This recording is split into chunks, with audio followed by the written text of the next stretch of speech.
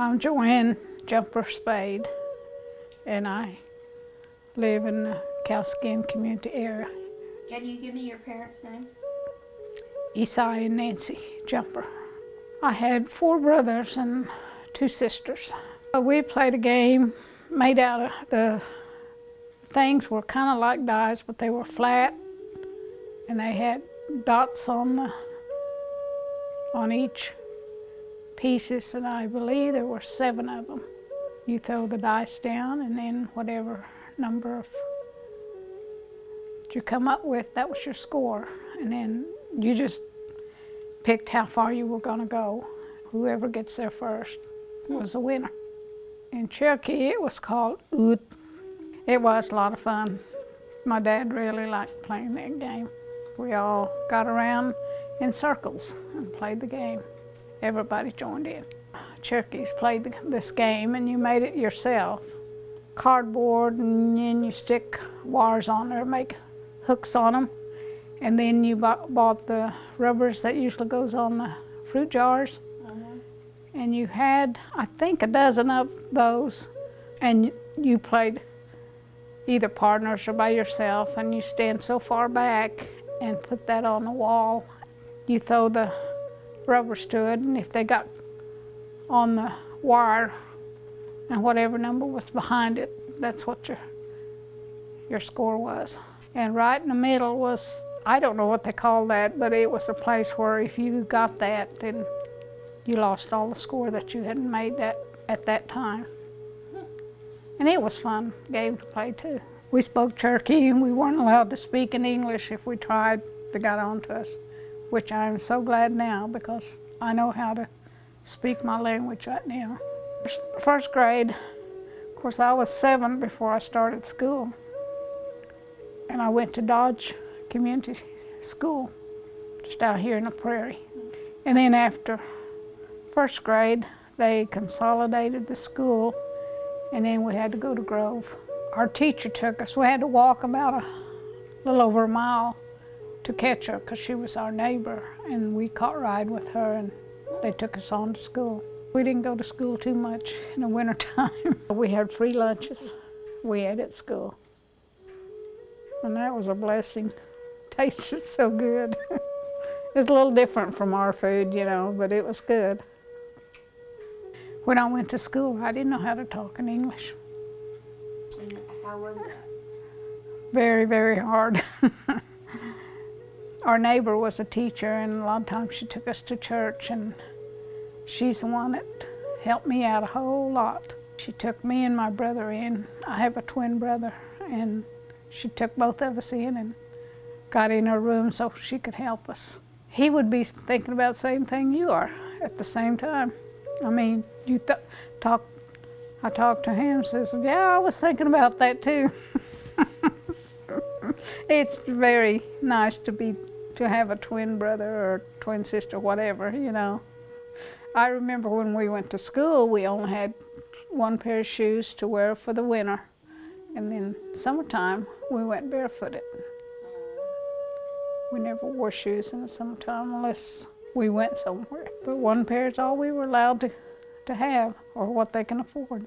The boys all made their toys, and we'd join in with them. Just things with wheels, you know, that you push around. And there was, or play out in the woods with the grapevines, or possum grapevines, whatever. We liked to climb trees, small trees. We'd get at the top of the tree, and we'd bend them, and you don't come down with the tree. We got in trouble a lot of times doing that, but we kept on doing it. We have a river down, it's about a 1/4 mile down north, and that's where we spend a lot of time in the summertime. We'd take a log, big log, we'd push it up the river, and then it'll float us down. A lot of work to get that thing back up though, and then we'd get back on it and come down again. The boys fished a lot. Well, Daddy did too. They fished and they gigged at night. And it seemed like we always had some kind of meat to eat for lunch. I always wanted to go gigging with them, but Mom wouldn't let me. We went to a creek. Buffalo Creek is probably a couple miles down from here, and we'd go across the river to go to Buffalo Creek, and that's where we caught all the crawdads. Oh, they're the best. They still are if you can get them. We all had chores to do after we got home from school, and I went to get the water, and the boys had to cut wood. We had a wood cook stove that Mama cooked on, and we had 2 springs, and if one dried up, which was closer to the house, we'd have to go all a long ways to go get it, but we still had to go get it because we needed water. Of course, back then you didn't gripe, you just did what you were told to do, or you knew what to do after being told one time. There was one time my twin brother and I took off. Of course, you have to know this area was all in woods and bushes and whatever. We took off, and he had little cars. Of course, you can go just a little ways and they wouldn't see you. So we started playing. I made a garden out there, and he made roads where he can travel, and it's the little cars he had to push around. And I guess we forgot about the time, and everybody was looking for us. So we got in trouble and got a whipping pretty bad for that. But we came home, and we were scared because we were home by ourselves. Nobody was home. Everybody was out in the woods looking for us. We were okay until Daddy came. I remember going to town at, it's called Tiff City, Missouri. We had to walk. We had to cross Elk River on a boat.